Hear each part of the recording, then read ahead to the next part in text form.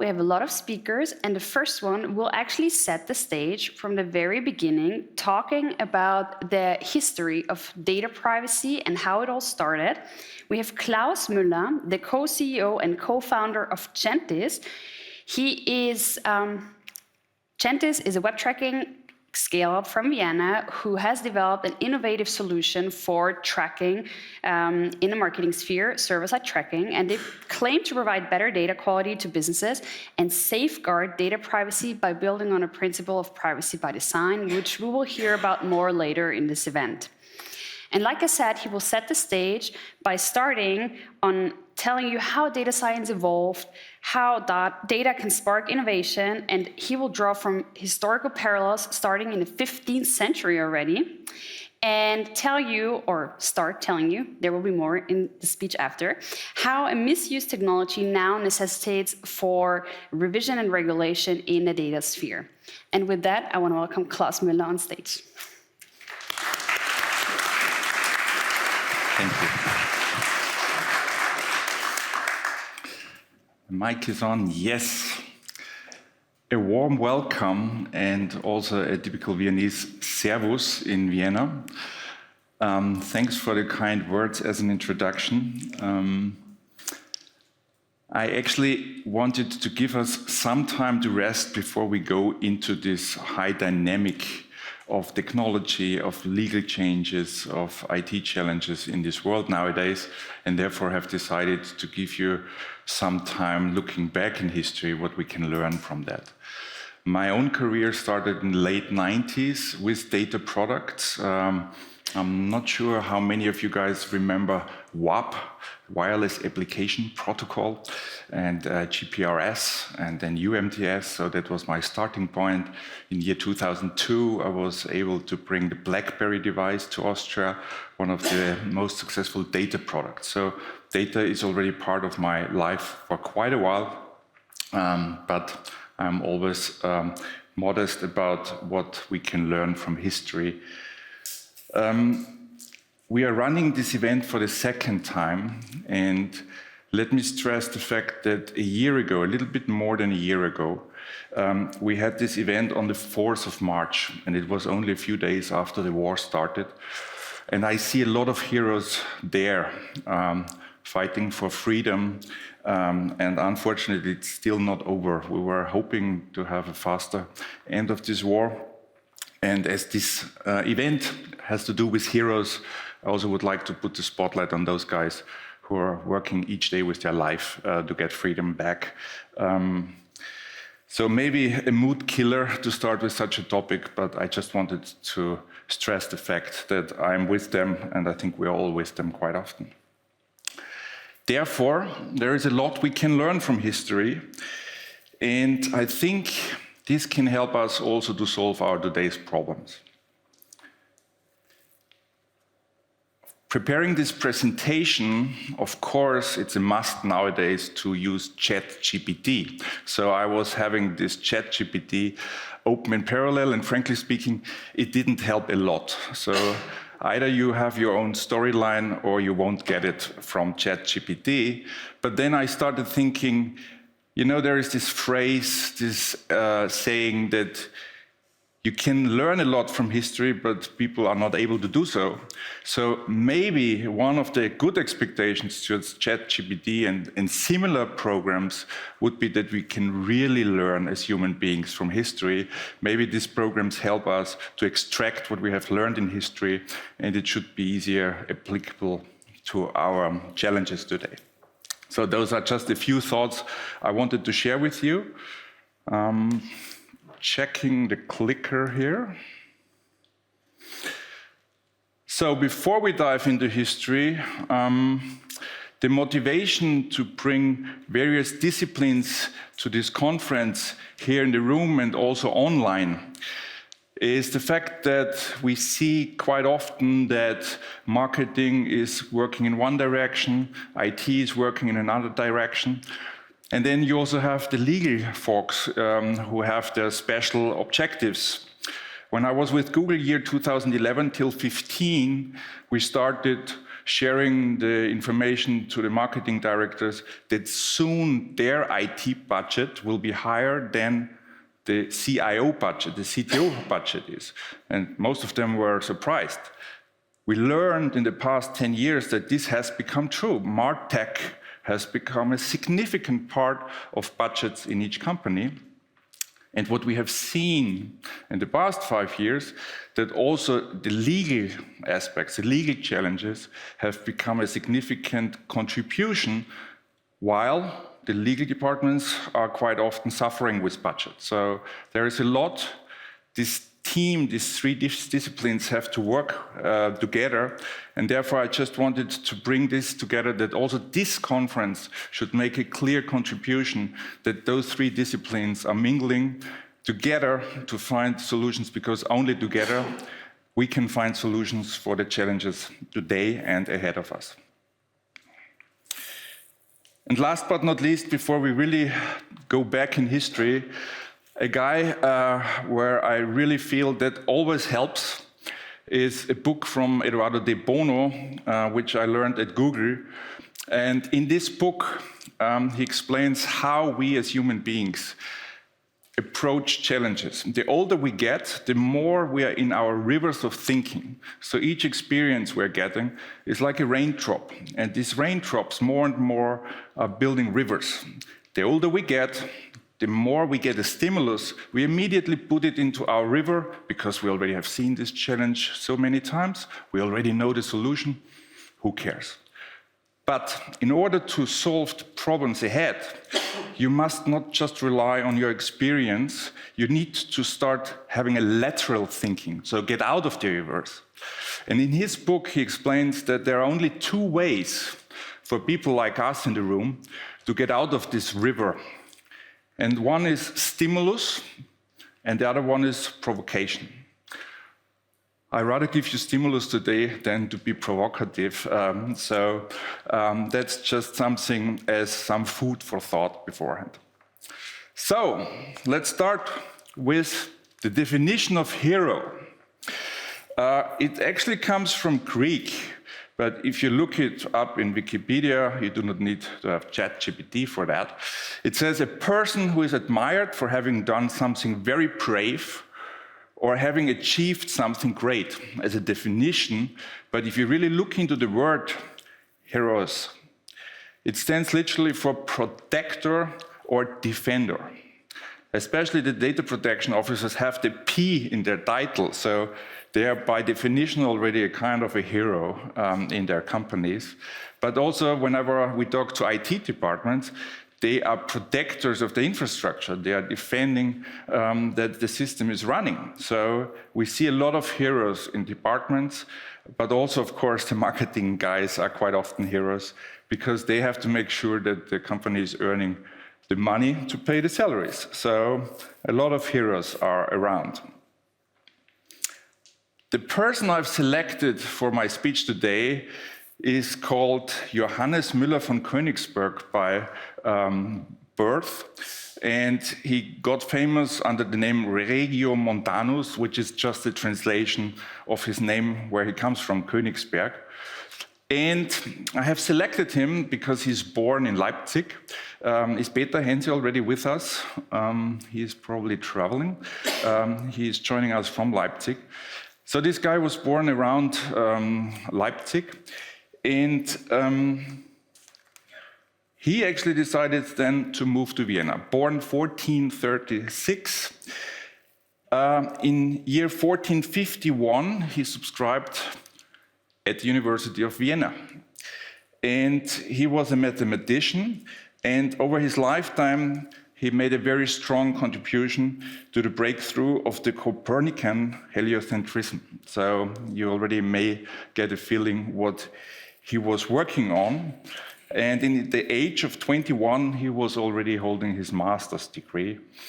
And this guy is a very fascinating guy, because he started working with numbers in a different way. And it's all about data at the end of the day.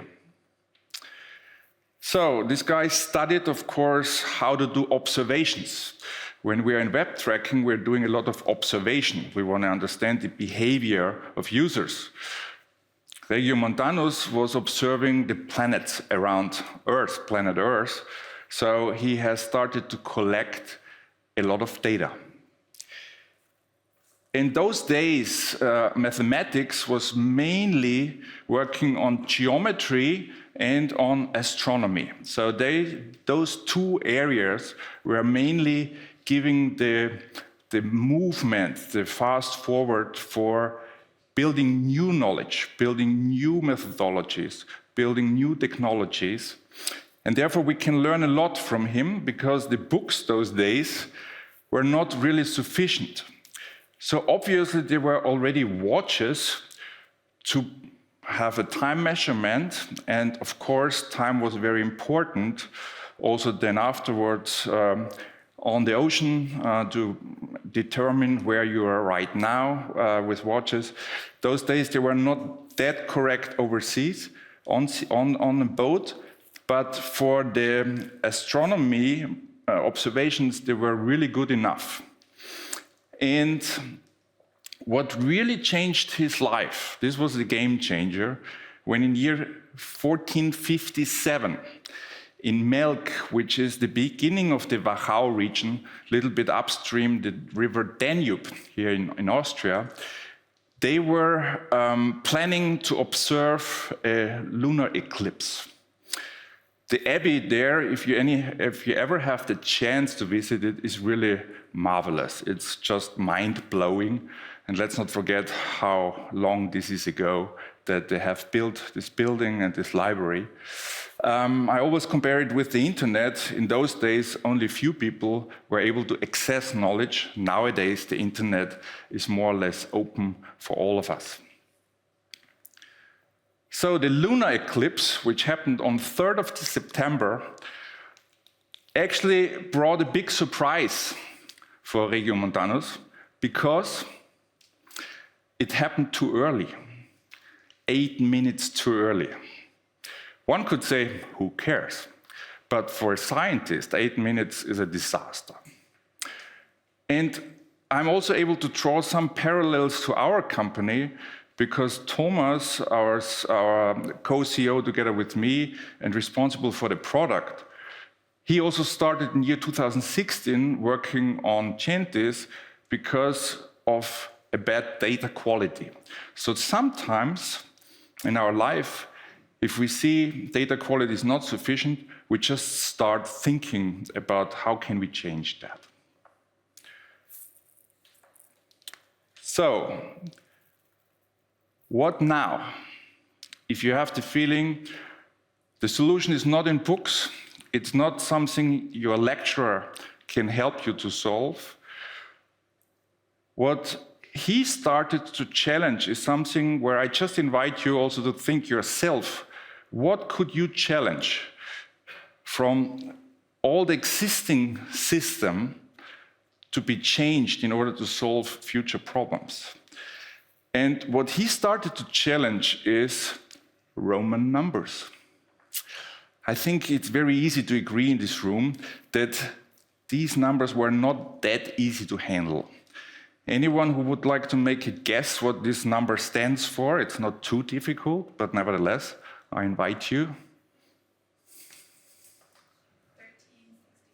1364, close, but very close. So it's 1464.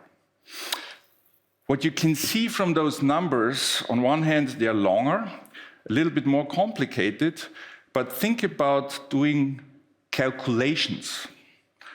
Additions, subtractions, okay-ish. Multiplications already getting difficult, but think about exponential numbers. How would you do that? Impossible. So what he started to apply is what we call the Arabic or Indian numbers. And that's something we all learned in school, so why does he bother me with that? There is one very important difference which is not yet visible, but I also want you think about what is the significant difference between the Roman and the Arabic numbers. Any idea? Zero. The zero. It was a big surprise for me when I read this book, Alles wird Zahl, that the zero didn't exist beforehand. I mean, it's so weird. The word zero didn't exist in our language, in our science, which stands for nothing. So what he started to use is also using the zero. And this has become a game changer for mathematicians, that there is a zero.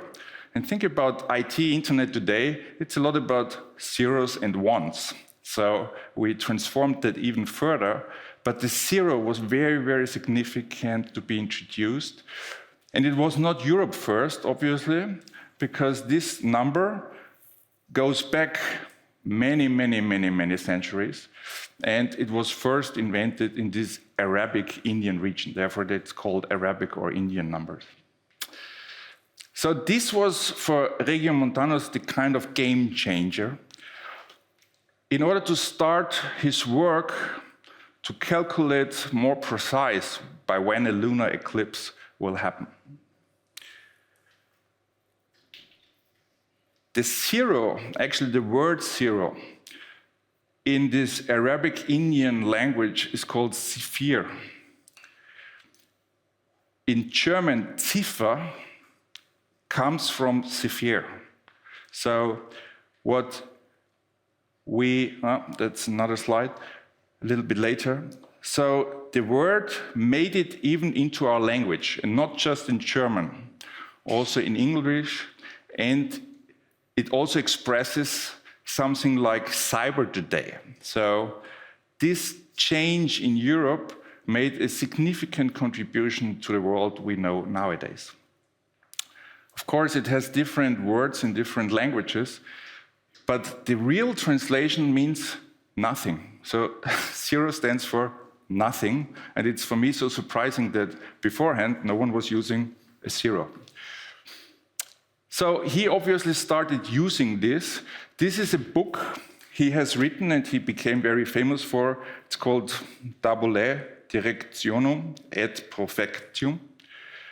And still there are 24 copies available on this planet, at least 24 copies of this book. And in here you probably will not see it that well. He is using in the table real numbers, Arabic numbers, which was in those days just impossible because they only used Roman numbers those days. And you can see then a transformation in Europe when sometimes it was even blended, so they still used Roman and Arabic numbers. They have tried to merge it kind of. And that's very interesting to see the evolution here. So the etymology of cipher is actually represented in many languages nowadays. In German, we distinguish between Zahl and Ziffer. So the Ziffern include zero, and Zahl comes from the old Germanic word Dala, which was just a kind of a mark, a scratch in a wood. So Dala was the old one without the zero, and Ziffer was on the new one. We have then in French, in Latin, different ways, but it made a significant contribution to the world we're living in right now, because even cryptocurrency goes back to this innovation. So hold on. There is another thing at this conference which is about privacy. So far we have spoken a lot about data. And I was also using ChatGPT to ask, how is privacy defined? And also here history helps us, because it was already Aristotle in good old Greek who first is documented that he has spoken about privacy issues. He was using the word polis for something where we are publicly visible, and the oikos, the private sphere. So that's something, obviously, which is not just nowadays a topic, while on the other hand, because of the internet, because of internet infrastructure, which I've spoken about, telecommunication operators can send a lot of data nowadays, which they couldn't a few decades ago. So this has become a major issue. So what could be the new innovation from what we just learned from Regiomontanus for our industry?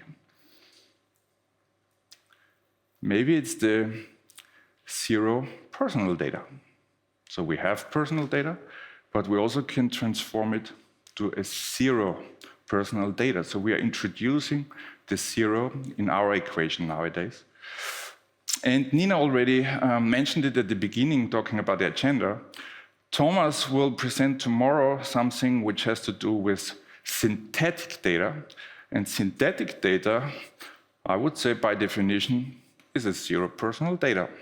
So just spoiling here, and hope you stay excited about the live demo which will happen tomorrow on stage.